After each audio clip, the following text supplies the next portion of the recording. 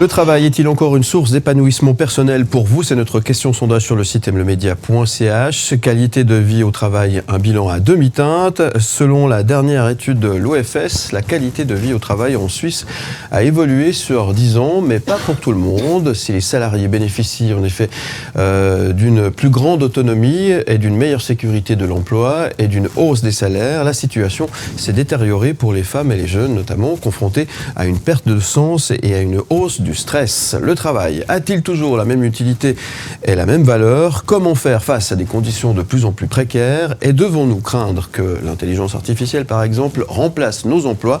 Nous en débattons ce matin avec notre invitée Aline Muller-Guidetti, psychologue du travail. Bonjour. Bonjour. Merci d'être avec nous ce matin. Cette question, le travail est-il encore une source d'épanouissement personnel pour vous? C'est notre question sondage de ce matin. Je vous propose de jeter un petit coup d'œil aux résultats de ce sondage en ligne sur le site aime-le-média.ch. Oui à 62%, non à 38%. Ça vous semble plutôt une bonne nouvelle, cohérent? Oui et non. Enfin, c'est cohérent en fait avec aussi les chiffres du burn-out et de l'épuisement. Finalement, c'est entre 20 et 40% d'employés qui souffrent de stress. Donc, ça me paraît assez cohérent finalement. Voilà. Donc, vous pouvez continuer à donner votre avis oui. sur le site aime-le-média.ch. Mike Perez, ce sujet. Alors, déjà, bonjour, rebonjour à Charlotte et rebonjour à David Letard et Mike Perez sur le plateau pour débattre de ce sujet avec notre invité Aline Muller-Guidetti. Que dire sur le travail? Il paraît que vous avez bossé sur ce sujet. Mais oui, le travail, il peut être une source d'épanouissement personnel pour beaucoup, et heureusement d'ailleurs, un travail qui a du sens, qui correspond aux compétences, aux passions, peut être une grande source d'accomplissement, permet de se sentir utile, de relever des défis et d'évoluer personnellement. Mais ça n'est pas toujours le cas, évidemment, pour d'autres. Le travail peut devenir une contrainte, notamment s'il est répétitif, stressant ou s'il empiète un peu trop sur la vie personnelle. Et vous, Aline Muller-Guidetti, vous vous éclatez dans votre job? Moi, ça va. Oui, et d'ailleurs, je suis indépendante, c'est pas pour rien. Donc, je pense que c'est aussi une manière de pouvoir faire le travail en cohérence avec ma vision éthique, aussi ce que j'ai envie de faire dans la vie. Donc, je me suis aussi créé une situation qui me permet ça, même s'il y a du stress lié quand même. Il faut avoir un revenu à la fin de l'année. Donc ce que vous dites, c'est que le fait d'être indépendante, ça vous permet finalement, parce qu'il y a aussi, en étant indépendant, il y a aussi des sources de stress supplémentaires, l'administratif, etc. Oui. etc. Pour vous, ça peut être un bon moyen de pouvoir finalement s'octroyer ou s'arranger finalement à une manière de travailler? Oui, complètement. C'est une manière de s'émanciper aussi quand on se sent des fois coincé en entreprise, entre les injonctions à la productivité, ou des fois on ne peut pas être très à l'aise aussi avec la culture organisationnelle, etc. Donc c'est aussi une manière de faire le travail selon sa vision, sa manière de faire aussi, ses objectifs. Donc c'est assez agréable. Donc collaborer aussi avec les personnes dont on a envie. Une motivation aussi, en quelque sorte. Et du coup on gagne aussi en confiance parce que on choisit aussi une activité où là on a ses forces. Où ça fait sens pour soi. Donc, Nous avons reçu quelques messages. C'est un sujet qui, vous l'imaginez, fait réagir. Je vous propose de les écouter, puis on revient évidemment sur ce qui va être dit juste après. On écoute. Je pense qu'il y a aussi une part de motivation des gens. On a actuellement un taux de chômage qui s'élève quand même à 3%, et beaucoup de gens ne font pas non plus d'efforts. Il y a quand même effectivement des problèmes au niveau des emplois, mais il y a aussi une volonté personnelle de chaque personne. Et moi je pense qu'on a tout à fait la possibilité de s'épanouir dans n'importe quel emploi, à partir du moment où on le veut. Alors pour ma part, oui, en effet, le travail est encore une source d'épanouissement personnel. Je pense qu'on a tous besoin d'avoir un travail pour avoir un équilibre personnel, privé, quant à notre valeur, à nos compétences, à une certaine confiance en soi aussi. Ça peut amener beaucoup, je pense. Voilà mon avis, ma pensée.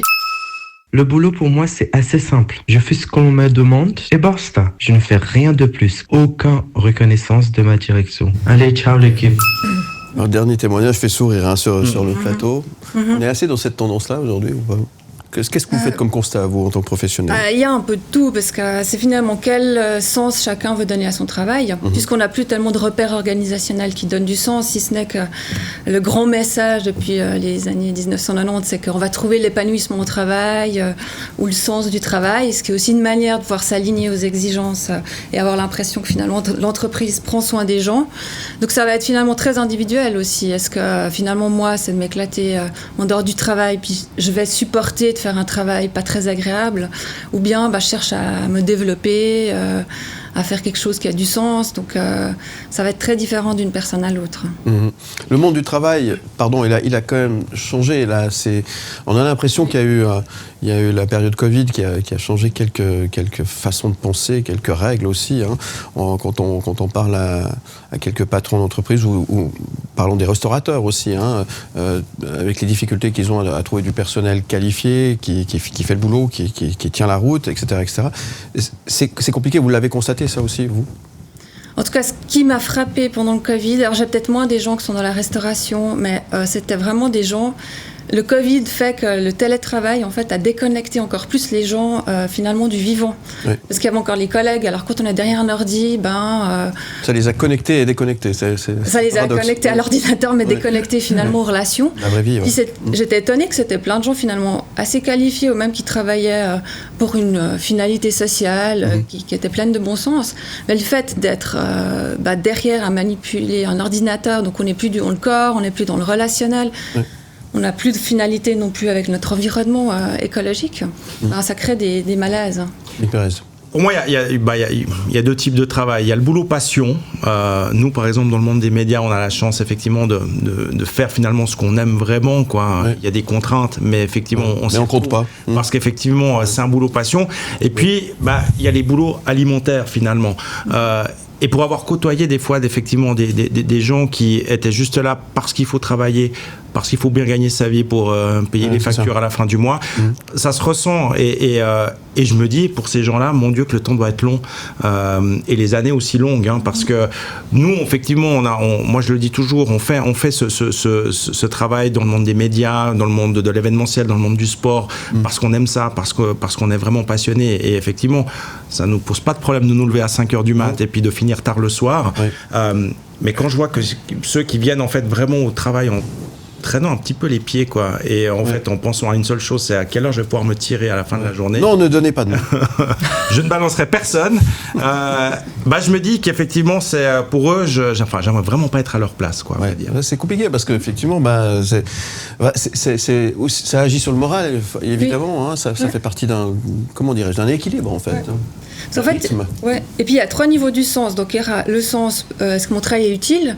Donc par exemple, les gens dans les soins, ils trouvent beaucoup d'utilité à leur travail, mais aujourd'hui, dans les conditions dans lesquelles il est fait, ils se retrouvent plus en cohérence. Donc ça va créer des malaises.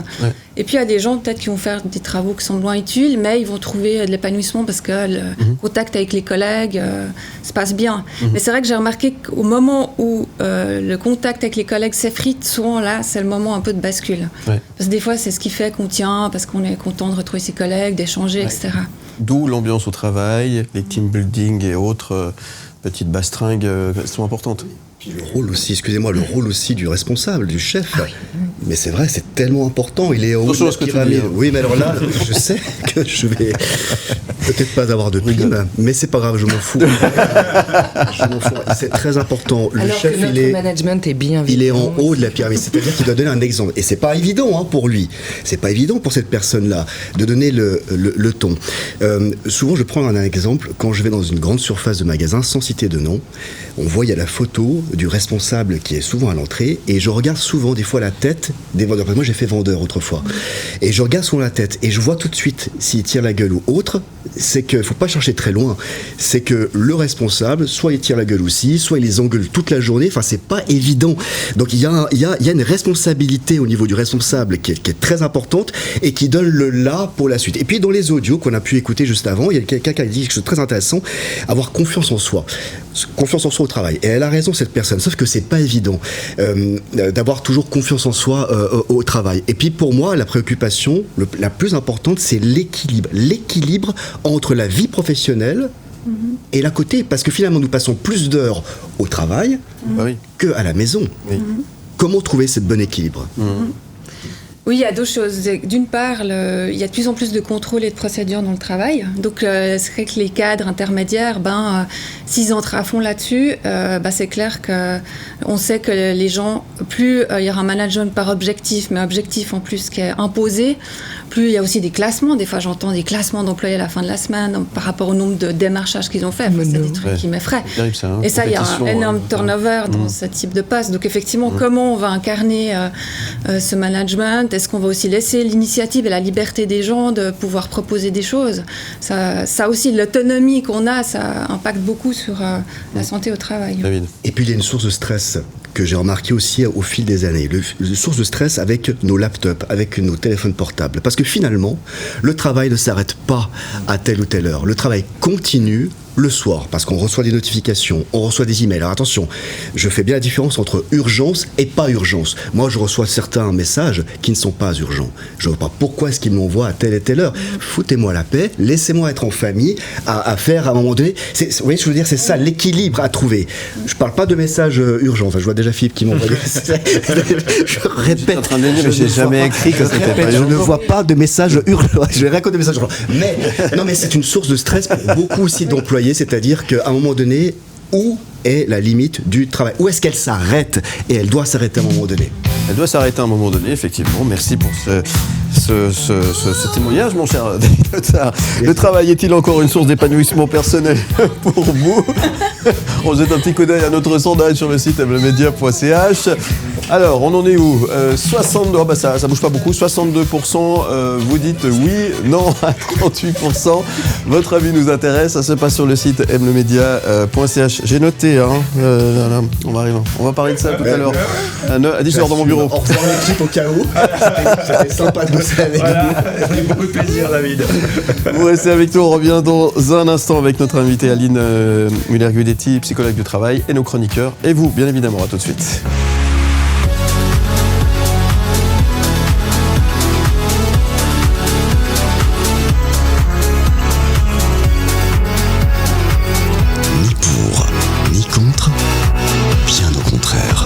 Le travail est-il encore une source d'épanouissement personnel pour vous? C'est la question que l'on vous pose sur notre site internet mlemedia.ch, sur notre question sondage du jour. On en parle avec Aline Muller-Guidetti, psychologue du travail, nos chroniqueurs Mike Perez, Charlotte Jacobson et David Lothar. Vous connaissez tous cette chanson? Le travail, c'est la santé. Rien faire, c'est la conserver. Docteur, le travail c'est la santé ou pas? Alors, quand il est dans des bonnes conditions, parce qu'on peut savoir aussi que c'est une source d'épanouissement, parce qu'on peut se développer si on utilise ses compétences. Il y a aussi tout le sentiment d'appartenance. Mais après, si dans les conditions dont il est fait ne correspond pas ou est usant, soit dans l'ennui, comme vous avez dit, soit dans l'hyper-intensité, on commence à développer des symptômes. Et là, on parle de santé mentale, mais voilà, ça peut être aussi physique. Il y a plein de problèmes de santé physique aussi. Ouais. Rien faire, c'est la conserver. C'est la suite de la chanson. Oui, si on aime l'ennui, c'est pas rien faire, c'est bien faire. Bien faire, oui aussi. Oui, c'est vrai, il dit bien faire. Bien oh, bah dis donc, faire, j'ai pas entendu. Très bien. Ça jouait pas avec ma question, finalement. Ça jouait pas. Très bien. On a reçu quelques messages sur notre messagerie au 079 121 9000. Je vous propose d'écouter. Moi, je pense qu'on a tout à fait la possibilité de s'épanouir dans n'importe quel emploi à partir du moment où on le veut. Beaucoup de gens ne font pas non plus d'efforts. C'est juste une question de volonté. Non, parce que je pense qu'on n'a pas toutes les mêmes conditions et capacités d'accès à tous les emplois. Donc, et pour certaines personnes, ça va être plus facile de changer que d'autres, par rapport au niveau de formation, par rapport à l'accès à la langue aussi, d'où on vient. Donc oui, je pense que c'est pas si facile que ça pour tout le monde. Charlotte Jacobson. Moi, je voudrais rebondir sur ce que David a dit, prolonger avec ce smartphone, justement. Moi, je trouve qu'il y a de plus en plus aussi de jobs absurdes, qu'on appelle un peu bullshit jobs. Donc il y a deux choses. Il y a ces bullshit jobs. Alors, par exemple, on nous demande avec nos téléphones, j'ai l'impression de faire le travail des autres, maintenant. Beaucoup d'administratifs, par exemple. Très difficile d'avoir quelqu'un en ligne. Vous avez remarqué, sur Internet, il y a de moins en moins les numéros de téléphone pour parler à quelqu'un. Donc, à la fois, on doit faire du travail qui est dit pas épanouissant, mais enfin, derrière cela, avant, il y avait des gens qui nous rendaient des services. Et puis, en caisse d'un supermarché, maintenant, on doit... alors, pour prendre un exemple personnel, il y a 6 caisses. Il n'y a personne derrière, donc on doit se débrouiller nous-mêmes avec une voix qui n'arrête pas de répéter « Veuillez mettre vos articles dans la zone de mise en stack. Veuillez mettre... » Bon, ça nous rend dingue. Et il y a une personne, à la place de 6, qui est payée pour surveiller ce qu'on est en train de faire. Et cette pauvre jeune femme, parce qu'en général, c'est une très jeune femme, j'ai envie de lui dire « Ça va comment ?» Voilà. Donc, la frontière, voilà, tous les jobs, il y a beaucoup de jobs pénibles, il y a beaucoup de jobs absurdes et de plus en plus absurdes aujourd'hui. La frontière est un peu floue, on se demande parfois ce que font les gens, alors qu'on attendrait d'eux des choses très simples. Répondre au téléphone, prendre un carnet de rendez-vous, inscrire un rendez-vous, dire au revoir, merci, bonne journée. Voilà. En fait, il y a des écarts par rapport à la technologie, notamment plus avec l'IA qui arrive, mais il y a de plus en plus d'écarts entre les jobs hyper qualifiés, parce qu'il faut gérer ces machines, il faut les coder, etc. Et puis après, il y a les gens qui contrôlent. Puis il y avait un exemple, je trouve, assez intéressant d'une étude sur des logisticiens qui avant empilaient les palettes, mais c'est eux qui manipulaient en fait la machine, donc il y avait la fierté de bien faire le montage. Et puis aujourd'hui, tout est automatisé. Donc en fait, l'épanouissement autour de la créativité, de pouvoir toucher la matière ou être en contact direct avec les gens, il est perdu. Puis là, je pense que c'est une grande source de manque de sens, en fait, de perte de sens. C'est un message écrit de Jean-Marie. Le travail était la pierre angulaire de l'épanouissement depuis des années. On trouve une génération maintenant qui s'épanouit dans des activités hors du travail. Message d'auditeur, que dire On a un peu cette double injonction dans la société, c'est que depuis les années, plus le travail a perdu de sens, plus il était intensif, plus on s'est intéressé au bonheur au travail, donc il y a aussi toute une injonction... On va trouver, d'ailleurs, aux jeunes, ils sont responsables de trouver leur voie, mais aussi leur épanouissement au travail. Donc, il y a beaucoup de discours là autour. Et puis, du coup, j'ai perdu par rapport à la question. On s'épanouit plus hors du travail. Mais avec des activités. Oui, c'est ça. Puis l'autre injonction, justement, celle que j'avais oubliée, c'est qu'il y a une injonction au loisir aussi, parce qu'il y a tout un marché autour du loisir. C'est ça, oui. Donc, on est pris entre... il faut se développer sur le plan professionnel, s'épanouir intellectuellement, gagner bien, mais aussi s'épanouir dans les loisirs. Ouais. Mais à un moment, tout est accéléré, donc là aussi, on a un risque d'épuisement à vouloir tout faire. Et certains loisirs coûtent cher, mais pour pouvoir se le payer, il faut pouvoir travailler et travailler correctement. Voilà, ça. Ouais. Du coup, c'est le serpent qui C'est un cercle vertueux, effectivement. David Letard. J'ai remarqué une tendance chez la plus jeune génération, je ne sais pas si vous l'avez remarqué aussi, où, du coup, nous, on avait l'habitude de travailler, on cotise chaque mois, chaque année, voilà. Et puis là, c'est une génération peut-être qui prend à contre-pied, c'est-à-dire que oui, je vais travailler, mais d'un coup je vais me dire tiens, je vais partir une année faire le tour du monde, où je connais beaucoup de personnes qui prennent leur ordinateur, qui vont ailleurs travailler, qui travaillent finalement sur leur ordinateur. Alors, c'est plutôt pas mal. Moi, si je vais faire ça il y a 20 ans, peut-être pourquoi pas. Après, il y a le problème aussi de cotisation. Est-ce qu'on va droit dans le mur par rapport à ça ? Est-ce qu'on n'aura pas des problèmes par rapport à ça aussi au niveau de l'AVS ou autre ? Parce que j'ai le sentiment que cette génération ne prend moins à cœur les cotisations, en fait. Mais ils n'auront pas de retraite, alors ils ont peut-être raison. Oui. Non, je sais pas. Après tout, ils vivent le moment présent. Le moment présent, c'est déjà ça. Pour nous, ça va être compliqué, David. Ouais, bon. Oui. En d'autres termes, Aline Muller, vous aurez du boulot là. si encore de l'argent pour payer les cautions d'orientation. Mais oui, je pense comme tout est changeant, ils sentent bien qu'il n'y a plus de stabilité. Ouais. En plus, on leur dit, à mon époque, on avait quand même dans l'idée qu'on allait rester dans une voie.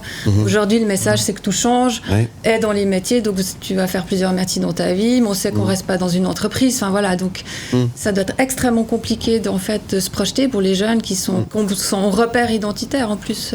Ça, c'est une tendance aussi qui est assez nouvelle peut-être dans cette nouvelle génération, c'est la durée de vie, la durée de temps dans un même travail. C'est vrai que, et sans vouloir jouer au vieux con, notre génération était plus à se dire, quand on commence dans une entreprise, on y reste pour en tout cas une dizaine d'années, je dirais, si ce n'est plus. Là maintenant, les jeunes, peut-être aussi parce qu'ils se posent moins de questions, il y a un côté peut-être un peu plus je veux pas dire insouciants, hein, ce serait péjoratif de dire ça, mais où ils se prennent moins la tête à se dire, moi, à un moment donné, mon job, s'il me plaît pas, je change, quoi.